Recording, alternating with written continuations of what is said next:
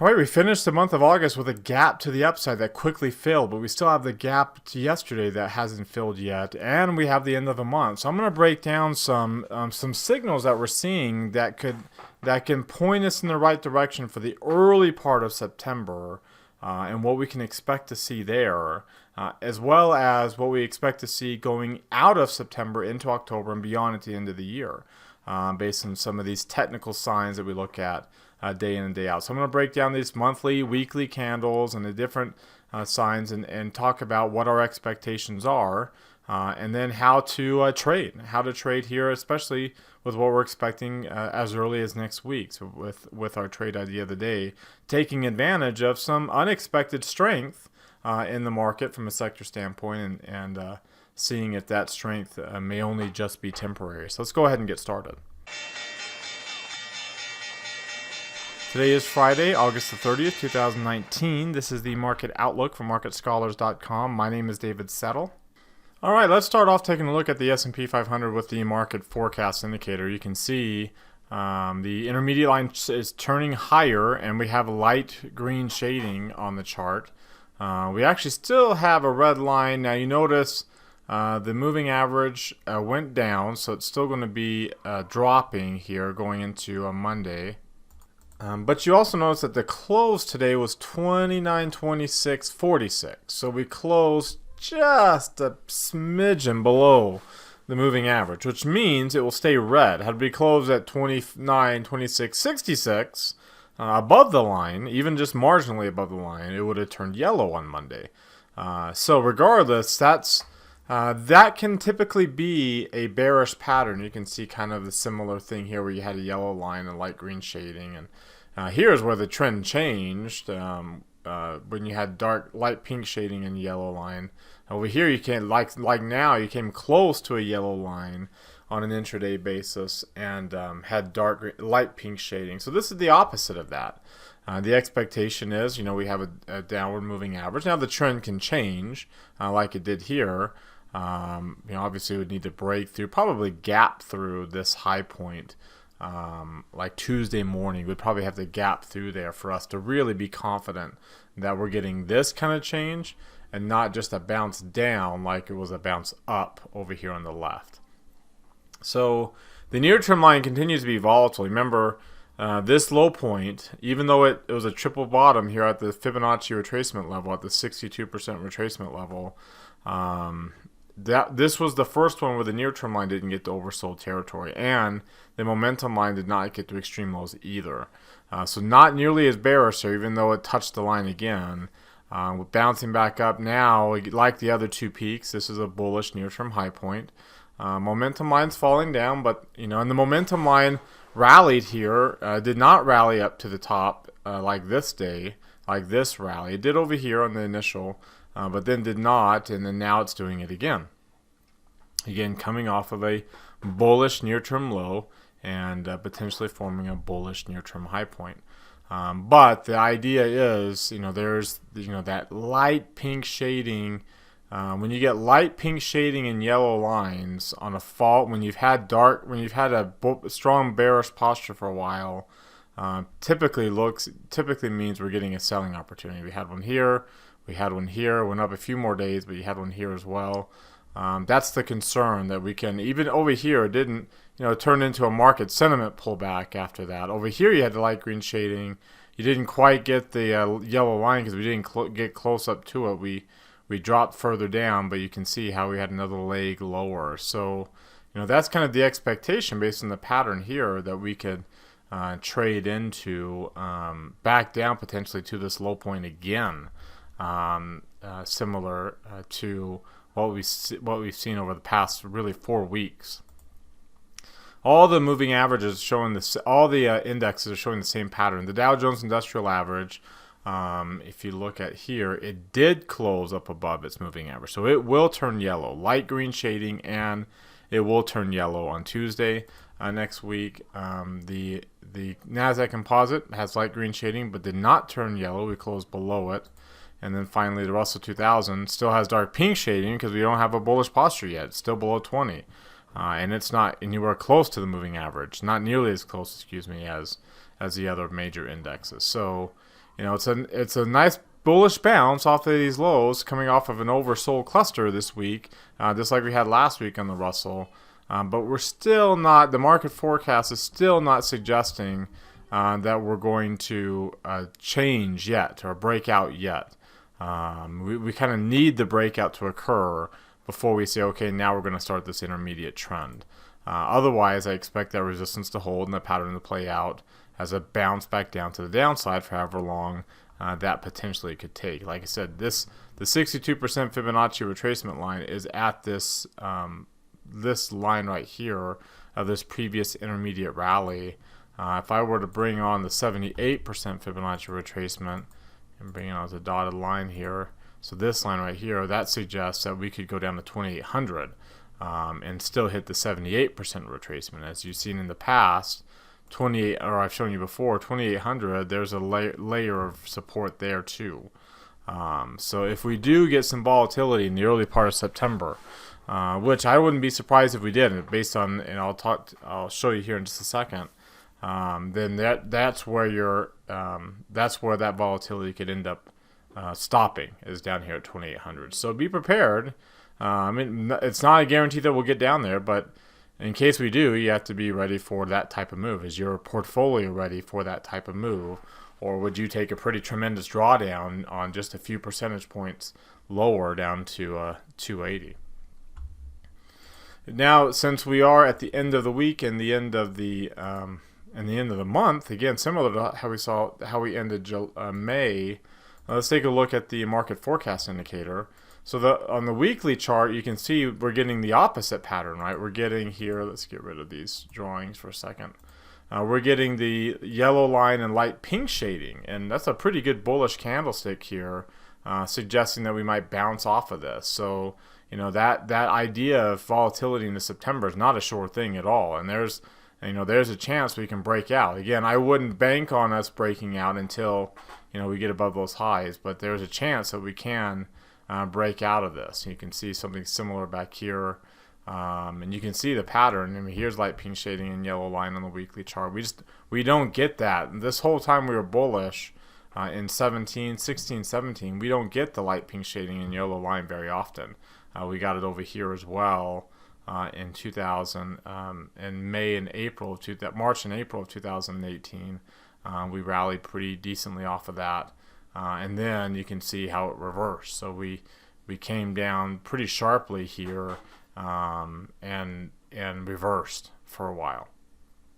And in fact, if you recall, that's the kind of pattern we are seeing on the Russell 2000, right? So if you look at the weekly chart, we are getting the dark pink shading, and the line is still falling. So it's already turned red because it was already down this week.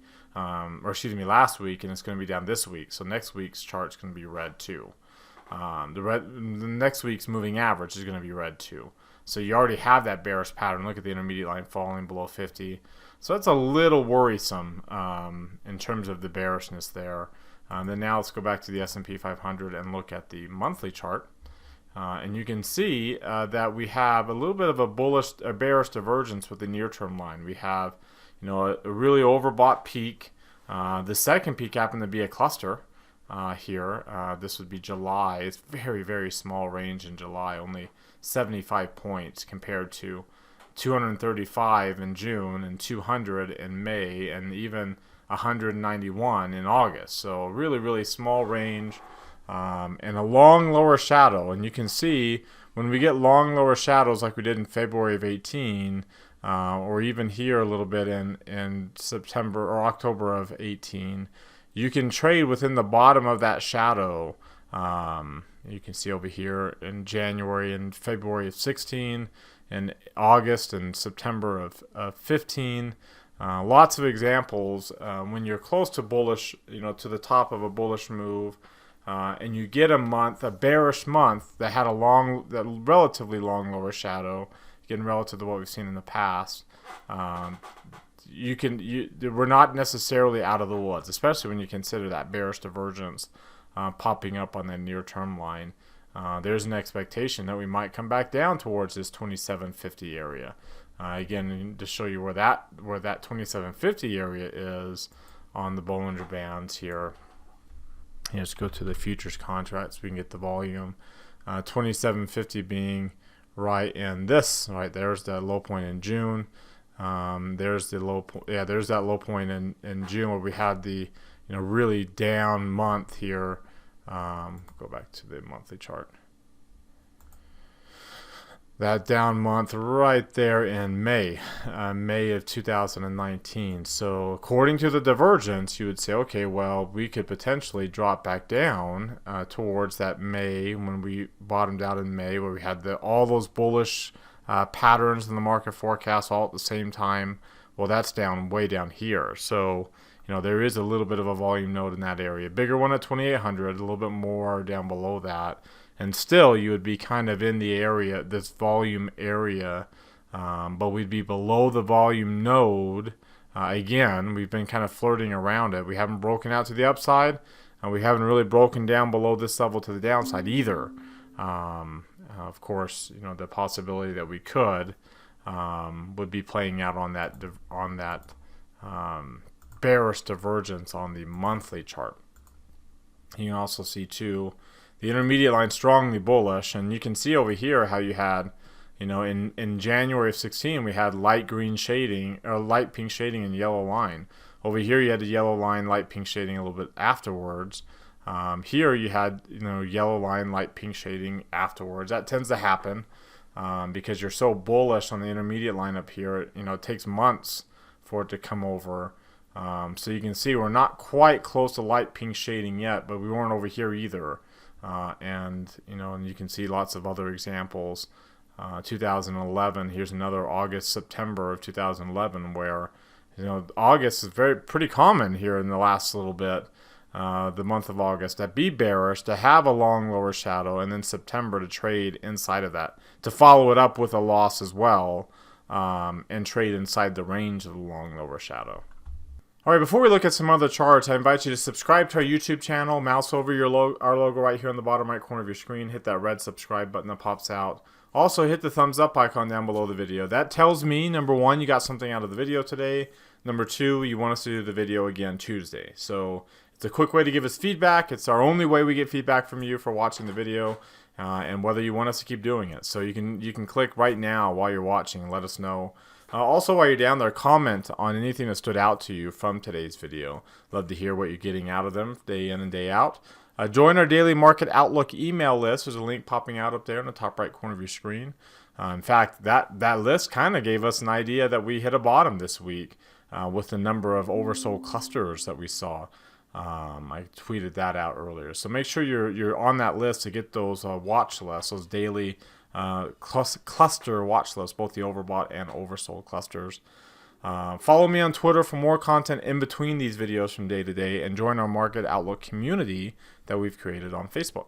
Alright, if you're watching this video on our blog, I just want to point out a few things on the page. Remember, you can get our Market Outlook live. If you click on this image, it takes you to this page. You can see, as of right now, you can watch today's Market Outlook live, where we review trades from previous Market Outlook videos, manage any that we need to, and we've done that this week. We've closed a few trades, both for gains and losses. So make sure you watch those to learn how to manage these trades all the way to the end. We also put on today's trade before the market closes, so that you can get an idea of what the trade is here without worrying about what it could do overnight and maybe running away from us. We actually showed a pretty good example of that in today's class, and there's all the archives since we started doing these here about a week ago, so you can go see all the old ones as well. Again, you have to be a plus subscriber, at least a plus subscriber, and there's this image right here. There's this link, this message, excuse me, up above the video, where you can sign up for a 30-day free trial to our monthly plus subscription plan. You get access to these two classes in addition to the daily Market Outlook Live. Down here at the bottom, we have our underneath the video, you have our social media accounts. We ask that you engage with us on social media. I don't know why that's not popping up here, the Twitter feed, but again, not everybody who follows us on Twitter and Facebook gets our content, and so to make sure that they put our content at the top of your timeline, you have to engage. So we got 120, which is a great number. Really easy to engage. Just click that heart and then hit that like button. You can also hit this image, takes you to your Facebook account, and you can like today's Market Outlook Facebook post there. Again, the more you like, the more those platforms know that you want our content at the top of your timeline. All right, back to the charts, and let's take a look at the long-term chart. And we actually got on the Hakinyashi candle a nice transition candle. Now, whether or not we'll get some more to kind of give you an idea, if I go back to like this area here where we had the month. Let's go back to the monthly chart to kind of show you what the monthly chart again. So you can see it was back in December of 18. We had the long lower shadow. We traded within that range. You can kind of see some others here, but January and February of 16, August and September of 16. So I go back to the weekly chart. You can see that during this pullback, especially here in 18, we got some transition candles before we finally got going again. If I were to go back to early 2016, here's that month. We actually broke through to the downside. And then, of course, August of 15, there's a down month there, also breaking through. So a little different in that regard.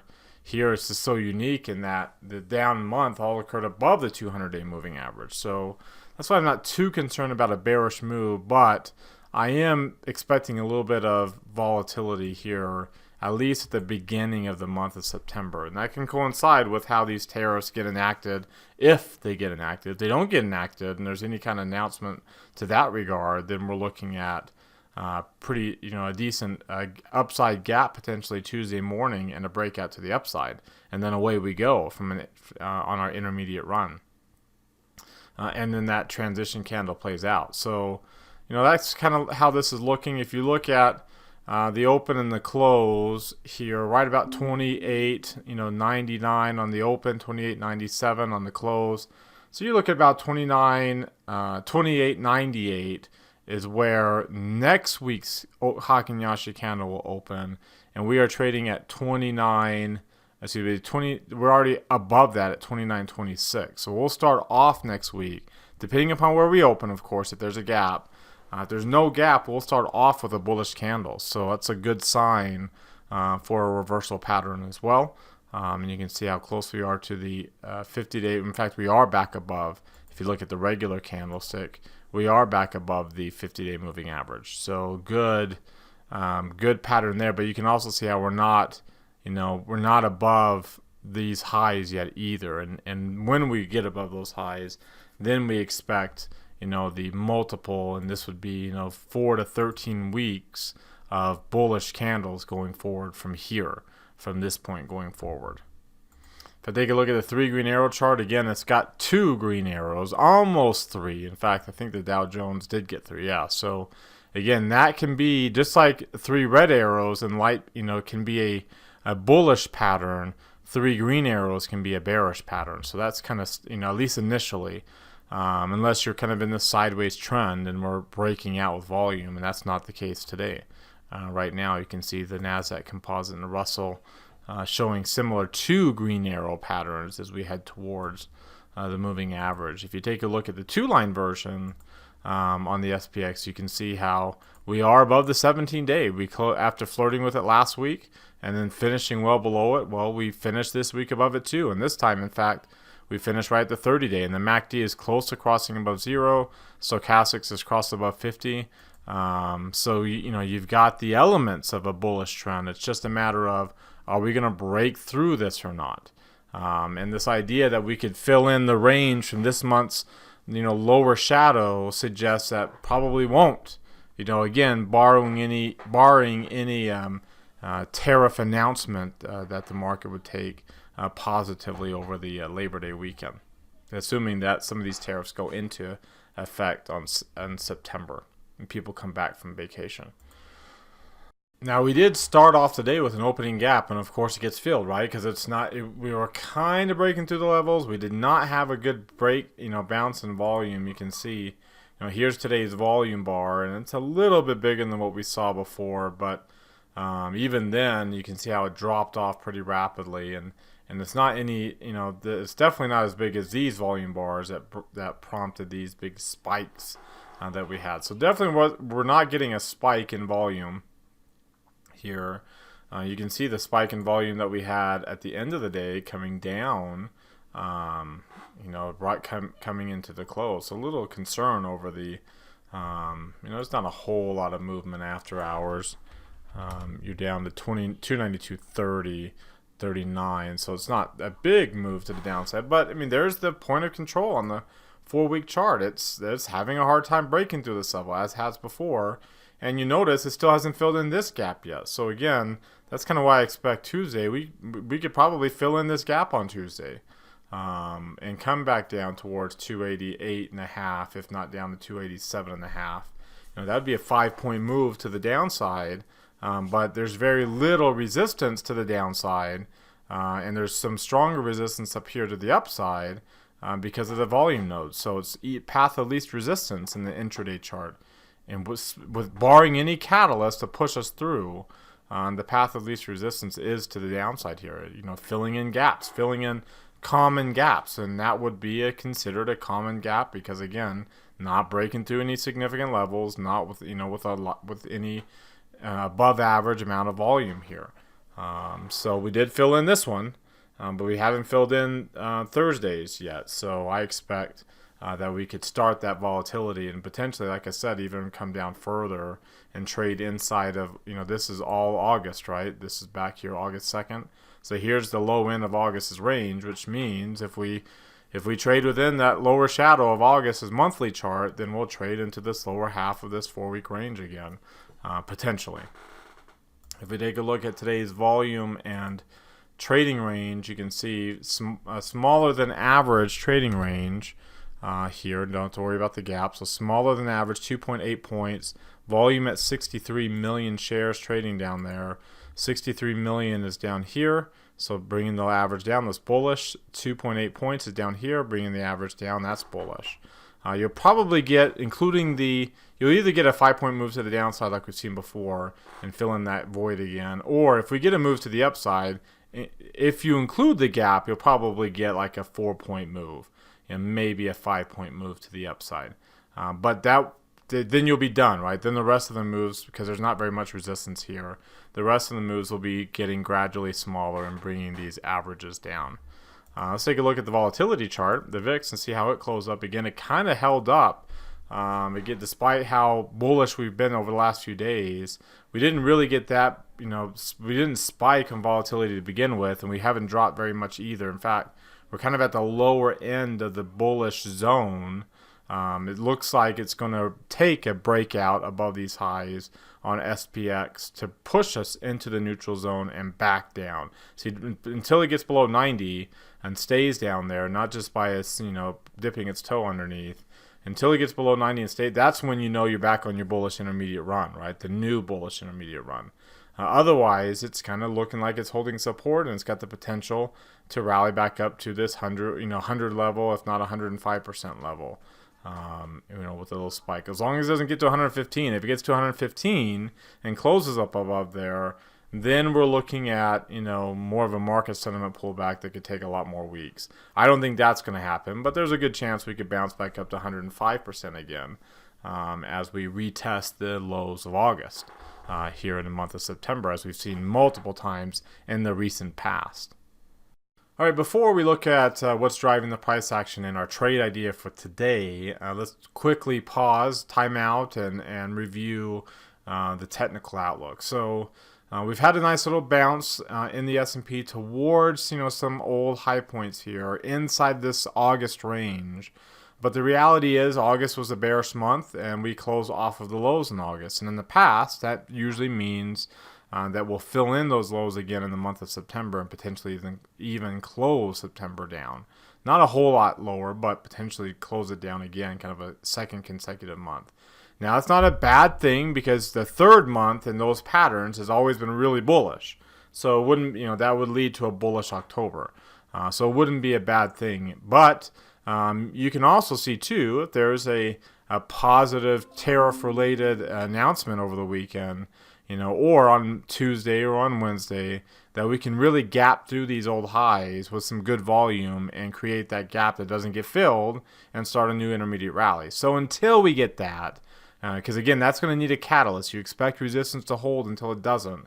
You need a catalyst to break you through. Until we get that, we expect that that you'll probably get more of it. You'll get a downturn again, back to this range low point, maybe even a little bit lower, and with an increase in volatility. And we'll be prepared for that type of move, and potentially even down to lower levels, as I've shown you on the Fibonacci retracement of where we could go down to and find some support, and using the volume profile on the 1-year chart as well. So that's kind of how I'm looking at things. What do you think? Do you agree with that? Do you disagree? There's a link popping out right there. Click on that link. It opens up a poll. Then hit either agree or disagree. If you click disagree, comment down below on the YouTube channel. What are you seeing? What indicators or charts are you seeing that would suggest either you're more bearish than what I'm expecting, or that you're already full steam ahead going into next week? So share with me down below what you're seeing. All right, now let's take a look at what's driving the price action for today. And let's just take a look at this current time frame here for this week. Crude oil has been kind of an understated driver, both to the upside early this week and then today's little selling. In fact, if you just look at just today alone, crude oil was a big, really pressured stocks and pressured the risk trade. You did have a little bit of a bounce up in emerging markets, but you also notice that little bit of a bounce up in the dollar. Let's take a look at the dollar chart, and you can see the dollar has finally broken out. Right? Whoops, excuse me. Let's look at it this way. There you go. The dollar is finally broken out here. It's the question was, are we going to break above 98 and stay above 98? Well, we got all the way up to in fact, we got up to 99 on the intraday basis. But that's a really good breakout here, as you can see what it looks like on the weekly chart. Closing above all of these week's highs, except for this one. Pretty much closing above all the other week's highs, easily closing the week above 98, and then some. You can see the bullish posture, dark green shading, dark green line, green rising line. The dollar appears poised, and when you look at the Hakinyashi, the bullish candles we're starting to get, the dollar appears poised for a breakout move to the upside. If you look at our currency chart here,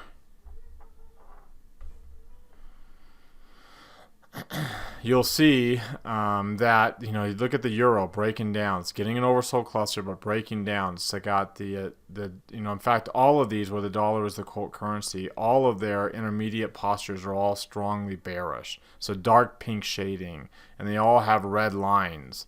And look how how much we're dropping. And then over here, all the rest of these, the dollar is the base currency. So that means you can see how we're rising now, and all of these are rising to the upside with very strong postures. Absent the yen that which is a safe haven currency, but against everything else, the dollar is really taking off, including its biggest trading partner, which gives the U.S. consumer a lot of purchasing power when the dollar rises against its biggest trading partners.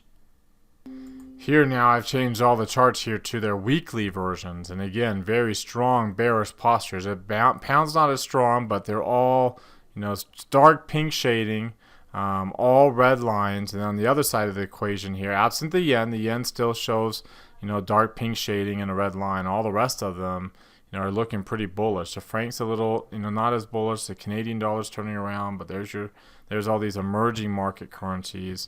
The Thai, against the Thai baht, it's been down a little bit, but it's showing some oversold conditions, and you can see what it's doing against the Mexican peso. Again, there's the other two biggest trading partners, and you can see the steady bullish move it's had.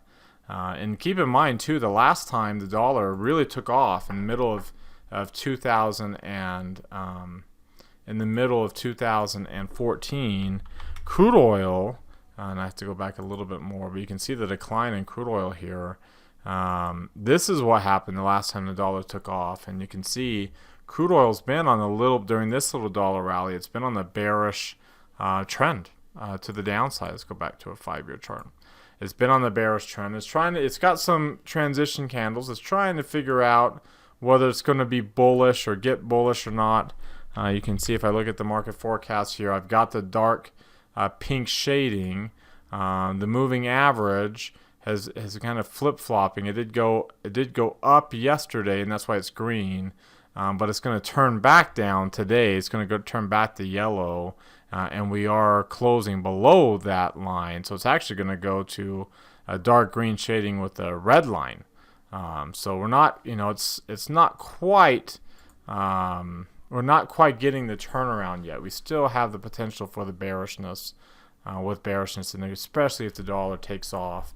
If you take a look at gold, typically gold really declines in strong dollar environments, and it really hasn't here. In fact, you're getting a bullish intermediate confirmation signal on this pullback.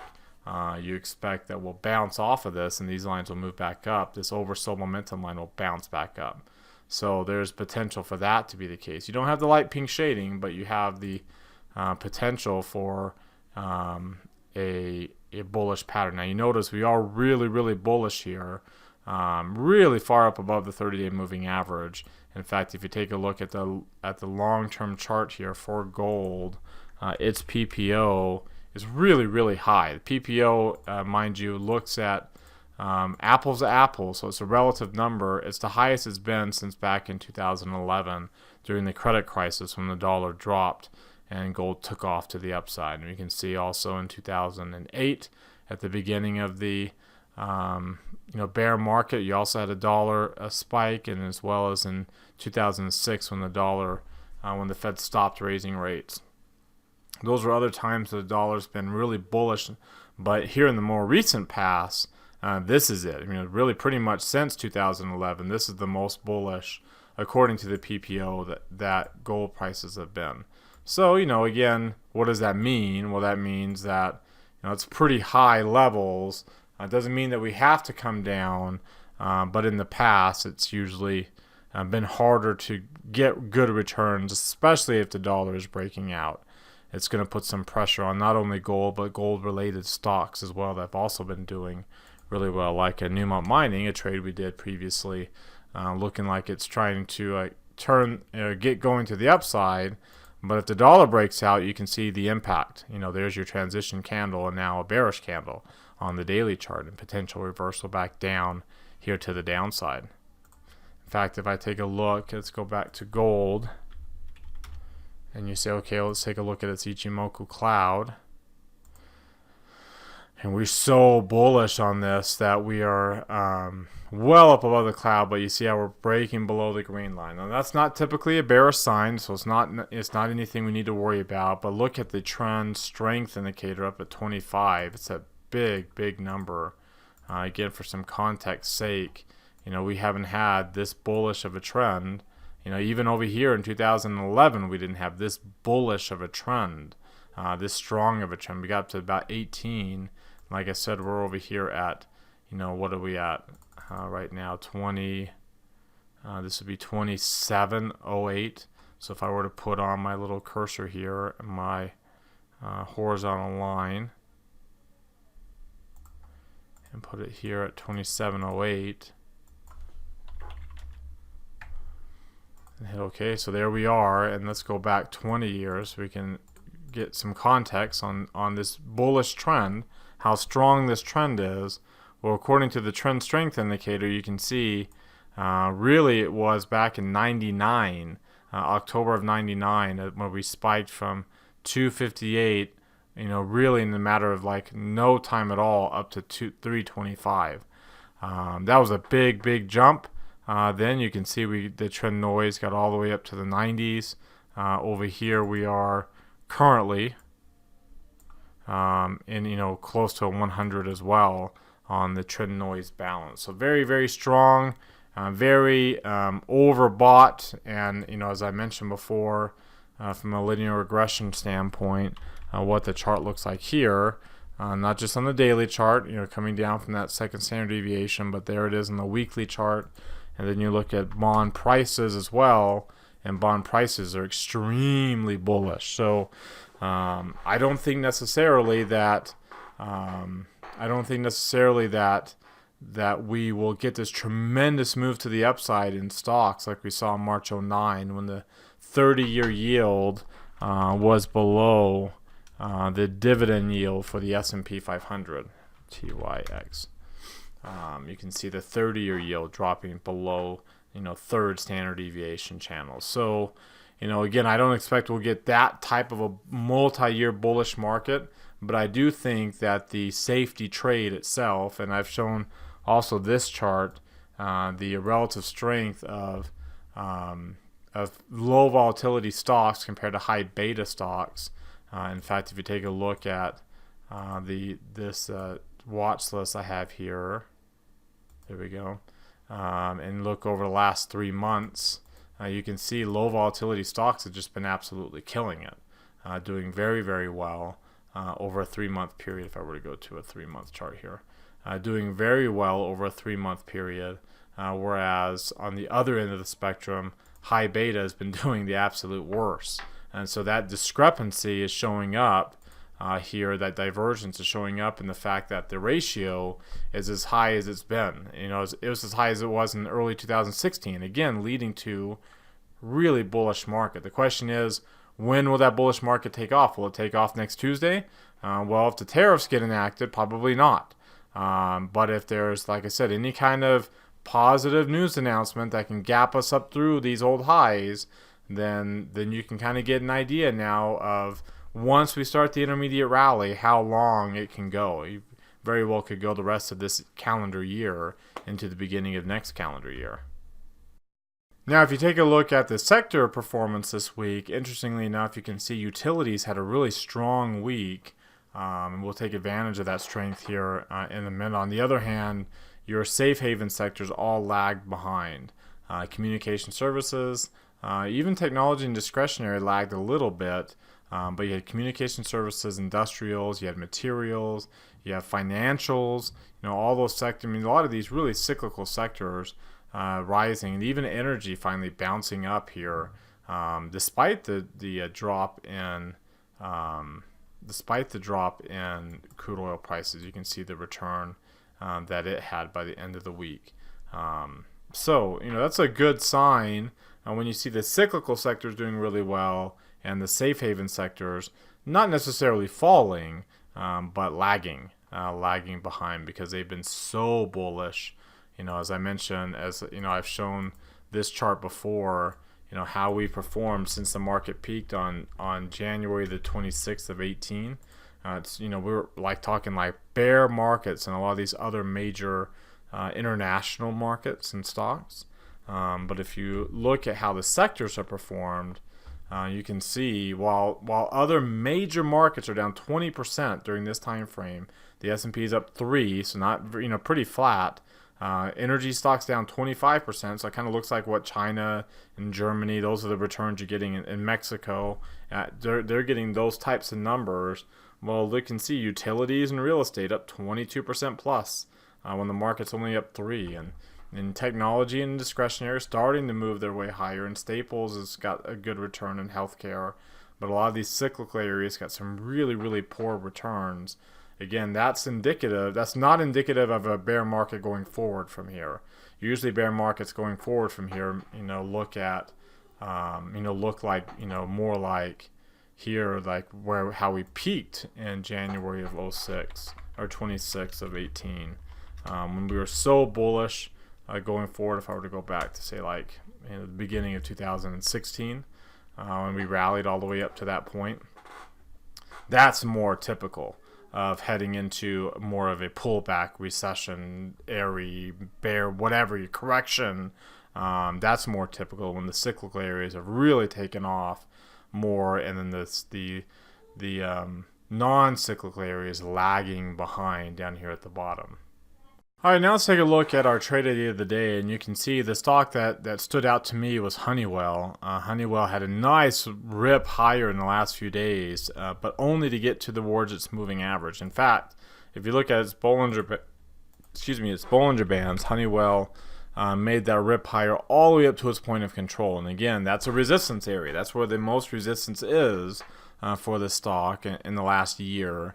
And you expect resistance to hold until it doesn't. So we'll keep our eyes on on that level, and you can see if you look at its 3 green arrow chart, it's got close to 3 green arrows, right? And when you're bullish, you expect 3 green arrows can be a bullish signal. We didn't quite get that green arrow in the MACD here, and you can see how we came really close to 3 green arrows here.